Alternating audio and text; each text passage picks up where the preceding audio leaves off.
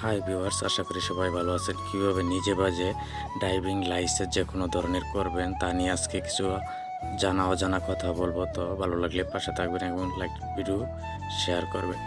তো বিআরটিতে প্রথমে গিয়ে আপনাকে বায়োমেট্রিক এবং ছবি তোলার জন্য এইভাবে সিরিয়াল ধরে সারিবদ্ধভাবে দাঁড়াতে হয়।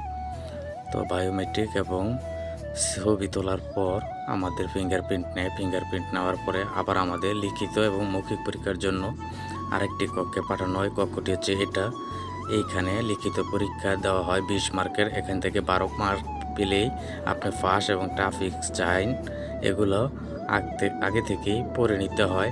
সতর্কতামূলক, বাধ্যতামূলক এবং সব প্রকারের সাইনগুলো দেখে শুনে তারপরে লিখিত পরীক্ষা দিয়ে ওয়েটিং করতে হয় পাস করেছি কিনা, ফেল করেছি।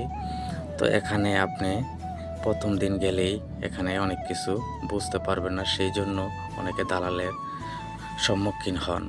তবে নিজে বাজে করাটা ভালো, কিন্তু আপনার করতে গেলে নিজে বাজে কোনোভাবেই করতে পারবে না, কারণ এটা হচ্ছে বাংলাদেশ। এখানে একটি প্রসেস ঠিকই তারা রেখে দেয়, যেটা কিনা আপনাকে আনফিট দেখাবে। আনফিট দেখালে আপনি বিআরটি লোকের সাথে এবং দালালের সাথে যোগাযোগ করতে হবে এবং তাদের চাহিদা অনুযায়ী টাকা দিলে তারপরে আপনি ফাঁস হবে। এই যে গাড়িটি দেখতে পাচ্ছেন, এটা দিয়ে যারা ড্রাইভিং লাইসেন্স প্রাইভেটের জন্য করে তাদেরকে এটা দিয়ে ট্রেনিং দেওয়া হয়, এবং যারা মোটরসাইকেল করে তাদের জন্য মোটরসাইকেল এবং এই ধরনের বিআরটির সেবাগুলো এখন অনলাইনমুখী করা হয়েছে।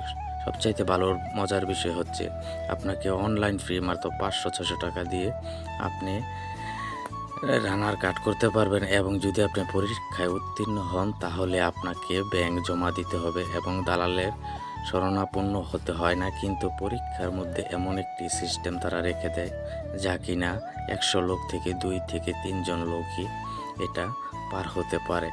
তো সেই কারণে আমাদের আবার দালালমুখী নয়তো বিআরটির লোকদেরকে ধরতে হয়। তো এই সেবা, ডিজিটাল সেবা এখনও আমরা পরিপূর্ণভাবে পাচ্ছি না, কারণ আমি মোটরসাইকেল চালাতে পারি, কিন্তু এই ধরনের জিগজ্যাগের মধ্যে আতঙ্ক বিরাজ করে এবং সবার ফেল যাওয়া, ফাঁস যাওয়া দেখে ভিতরে আতঙ্ক হয়ে যায়, তাই মানুষ অনেকে বেরও পারে না। তো অবশেষে পরীক্ষা দিয়ে এসেছি, কিন্তু একটি বিষয়ের জন্য আনফিট দেখাচ্ছে। তো আপনারা যারা ড্রাইভিং লাইসেন্স করবেন নিজে বাজে তো করতে পারবেন না, কারণ এটার মধ্যে প্রক্রিয়াধীন মাধ্যমে এই লাইসেন্সগুলো করতে হয়। তাই দালাল ছাড়া লাইসেন্স হয় না ভাই, বাংলাদেশে দালাল লাগবেই। তো অনেক কষ্ট করে সারা দিন ট্রেনিং, ইন্টারভিউ দেওয়ার পরে তারপরে লাস্ট লাঞ্চের পরে মোটরসাইকেল ট্রেনিং দেওয়ার জন্য এখানে প্রস্তুত হচ্ছে।